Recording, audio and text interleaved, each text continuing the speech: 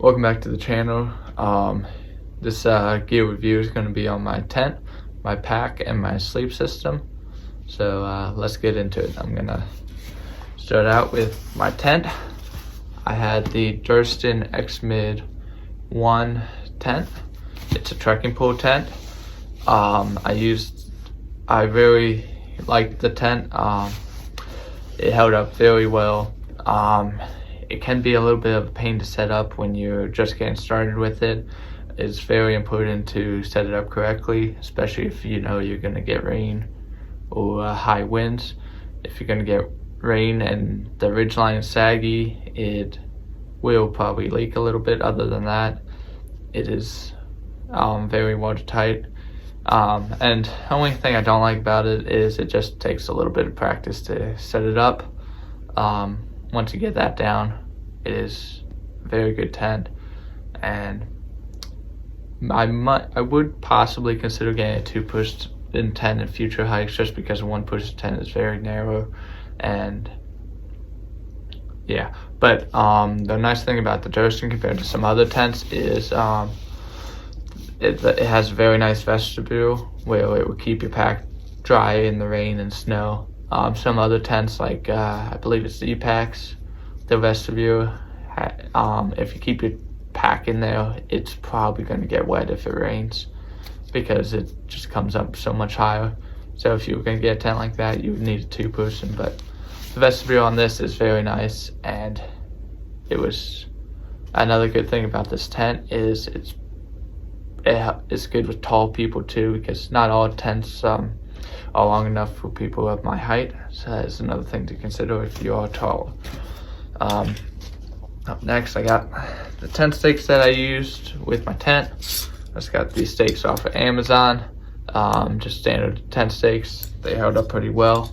Did manage to bend a couple, but I was able to bend them back without breaking them, so I didn't have any issues with them. This is my Tyvek ground sheet that I used under my tent. I just got this off of Amazon. As you can see, it's a little worn out, but it doesn't have any holes in it. It helped protect the bottom of my tent, and I did cut this wider, so I could put my pack on it, so my pack wasn't sitting directly on the dirt. If the dirt was wet, it would keep my pack drier. So that's my Tyvek. Up next, I got this piece of insulation that I used in conjunction with my REI sleeping pad. I used this because my pad got a leak in it, and I wanted to make sure if on those colder nights that I would stay warm. And I definitely wouldn't have needed this if my sleeping pad did not get a leak, but it was nice to have this extra layer under my pad. There was a couple nights where it was very cold and I didn't want to get out my sleeping bag to blow up my pad, and this came in handy because it added the extra insulation, so I didn't have to get out my sleeping bag. Up next, I got my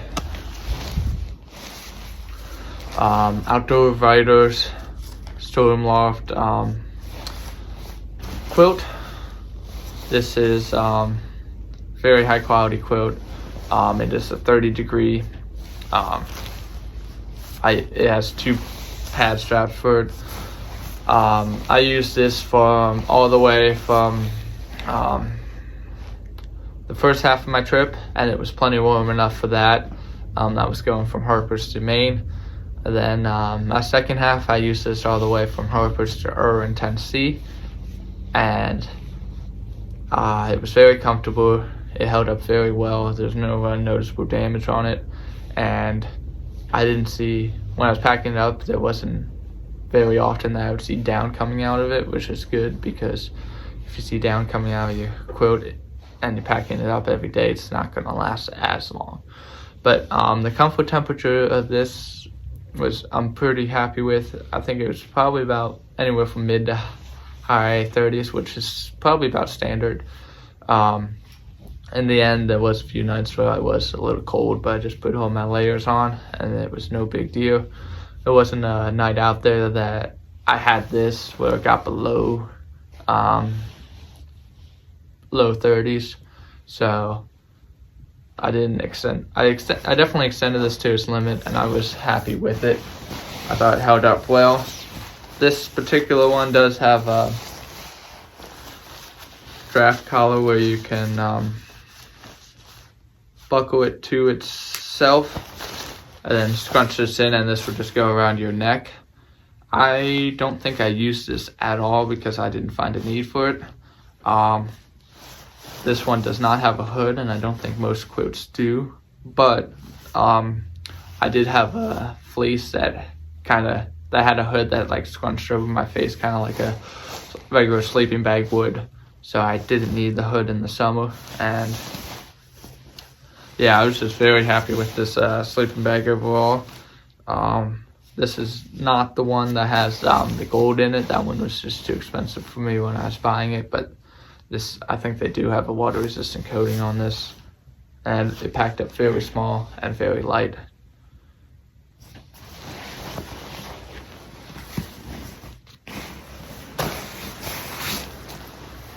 Next, I got this Paragon 15 degree quilt. I mean, not quilts. This one's a sleeping bag. This one I've had from Irwin to the rest of my trip. It was only really about a week and a half that I absolutely needed this 15 degree. The rest of it, after that, it warmed back up. But I was very happy to have a 15 degree because there was a few nights where it got into the teens, and without this, it would have been a very long night. It has this hood that cinches over your head like most mummy sleeping bags do have. This is much bigger and much heavier than my quilt, but that is to be expected since it is a much warmer bag. One thing to note when you are getting a sleeping bag is I got a zipper on the right hand side, which for me it messed me up because I'm right-handed. So if I wanted to unzip it, I actually had to use my left hand and to unzip it because my right hand was right next to the zipper and I couldn't bend it enough to zip it and unzip it while I was in my bag. So that might be one thing to consider. If you're gonna get a mummy bag, maybe consider getting one with a zipper on the opposite side of your dominant hand. Because this was a cheaper bag, when I was packing it up, oftentimes, pretty much every time I packed it up, I would see down coming out of it. However, there wasn't any night that I felt cold in this, so that is one thing to note. It didn't lose enough to be a problem, and it still feels like it's got plenty of down in it. Yeah, and then because this is another thing about this cheaper bag is, I don't know if this is a common thing with mummy bags, but when I was zipping it up, I would often get the zipper caught on the interior of the bag. So it's just another thing to note. I'm not sure if higher quality bags would prevent that.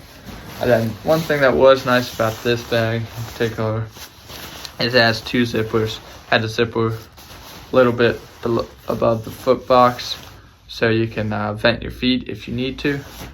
And the other zipper is regular, and it just goes all the way up to the top. I think this is a very good quilt for the money. It costs, I think, less than half the price of my Outdoor Vitals quilt. So this sleeping bag is definitely a more budget sleeping bag. I wouldn't recommend using it for a whole trip, but for like the way I used it for 3 weeks, and it was very good. If this is the bag you plan on using the whole trip, I probably wouldn't recommend it for a couple reasons. One, because it's 15 degree. You probably want to try to use. Most people aren't going to carry a 15 degree quilt in the summer because it's excessive. But that, and it's heavier. I think it weighs close to 3 pounds. Probably a little under 3 pounds, compared to my Outdoor Vitals, which weighs a little over a pound. So that's a big difference there. But the amount of down in here is a lot more because it is that 15-degree sleeping bag. Up next, I got my Gregory Baragon 58 pack. I did like this pack. It held up decently. I'm gonna have to try to warranty it because I'll show you all the problems that it had. So this is this handle strap to hang it and to pick it up. It was connected somewhere in there, then it broke. I'm not exactly sure how that happened, but it did. So that's something that went bad on this. This only went bad in the last like week, so it wasn't too much of a pain. Also, probably hard to see, but the frame did punch a hole through the pack right there. That wasn't too big of a deal. But same with this, the frame popped up here and it was bent. Yeah, but it didn't cause any carrying issues. This happened in Maine, and I still walked with another 1,000 miles from it. But so that wasn't too big of a deal. And these shoulder straps, I started to tear a little bit here. I think it's partially because I had this water bottle on it, so it was just a little too much weight for it. But it still held up. It's got more than half the it's more than halfway connected. It's probably 3/4 of the way still connected to this, so that's not too bad. But now to get into the actual functionality of this pack. It has an adjustable frame, which is very nice for it is a very nice feature, so you can tune it into what you need specifically. And then it's got these two belt pockets. You can put snacks in. I kept my Garmin in the one, and my rope in the other, and my gloves when it got colder. Got this. I'll take these Crocs off. I got this front pocket here that I've kept my rain gear in. That was very useful to help it keep it easily accessible. Got this big pocket here. I kept my water filter and all that stuff in here and make that easily accessible. Then my favorite part about this pack is it's got this pocket right here. You can slide your water bottle in and out here without having to take your pack off, which is a very nice feature. But I did also buy this water bottle holder to make it easier. The brain of the pack has two pockets. The top pocket, I kept my first aid stuff in and other stuff I needed to access very easily. Then it also has the underside of the pocket right there that I kept my poop kit in and stuff that I need to easily access for that. It's got one main big pocket there, kind of hard to see on camera. Not much to say about that. I've got this side zipper, which was pretty much pointless for me because I always had a pack liner in it, and since it's not a water resistant pack, I really would recommend that. But if you're not planning on using a pack liner in your bag, it could be nice to be able to reach stuff in the bottom of the pack without actually having to dig all the way through. And same here with the it's got a sleeping bag, a zipper here that it had a sleeping bag compartment that you can get all the way in the bottom. It had a little separator in it too, but I just took that out because I just put everything in my pack liner, so there's no point to try to separate that. This pack does have trekking pole holders, which was nice when I was traveling long distance in car to be able to keep them with my pack and not lose them. That's all I gotta say about the pack. Up next, I have my REI Helix long wide sleeping pad. I did already warranty that before the filming of this clip, but I do have a short clip going over it that I already filmed before warrantying it, that I'll put in after this clip. Yeah, but I was very happy with it because they did warranty it with the leak. Up next, I got my REI XL sleeping pad. It was the insulated version. I will say this, it did gain a leak and I was not able to find it. So I did message REI trying to warranty it, and they said that I have to go in store to do it. So I'm going to do that later this week. And if they do not warranty it, I'll make sure I leave a comment in the description by the link of this. It is under a year old, and I do have the REI membership. And if you're going to get anything REI for a thru hike, I recommend getting it very close to your thru hike. That way at the end, if it's broken and you have the membership, you can be able to warranty it. But like I said, it was very comfortable.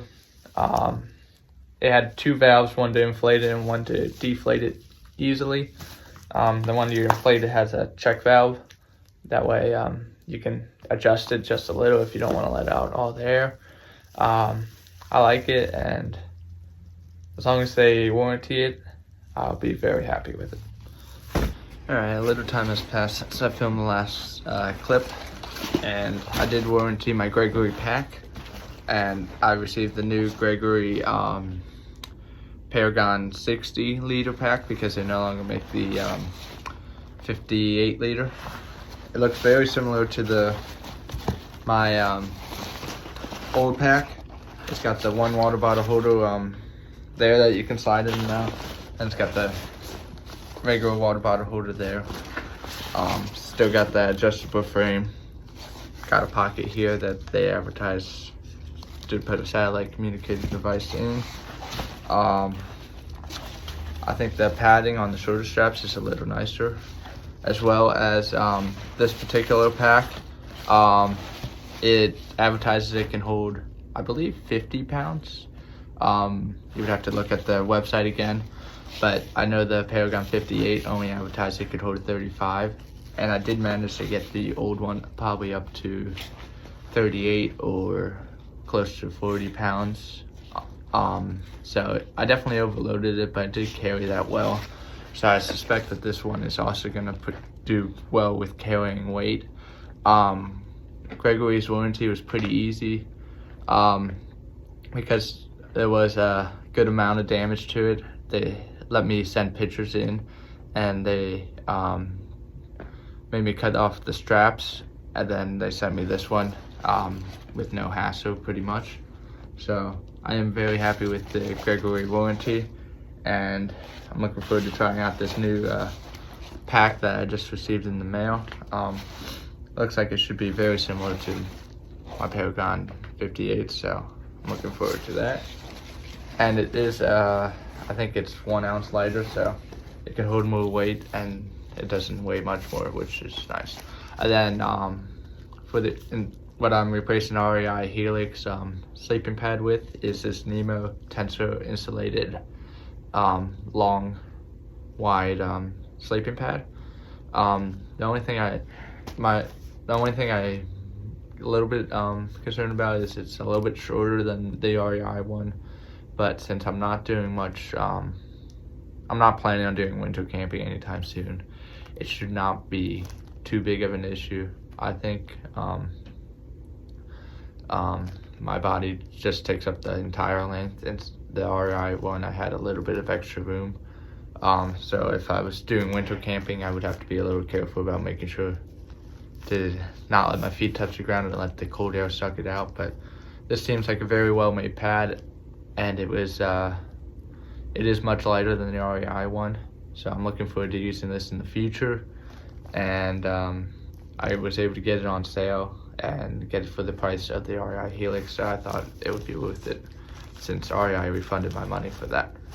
I'm looking forward to using these new pieces of gear that I was able to warranty in future hikes. I imagine they will work out pretty well. And that's all I got for today's video. I will be coming out with one more video, and that will be going over the costs of my through hike. I decided not to do a gear cleaning video, just because just running out of time. I've been very busy and haven't had much time to do that. So I will be coming out with one more video on this channel. Look forward to seeing you in that video.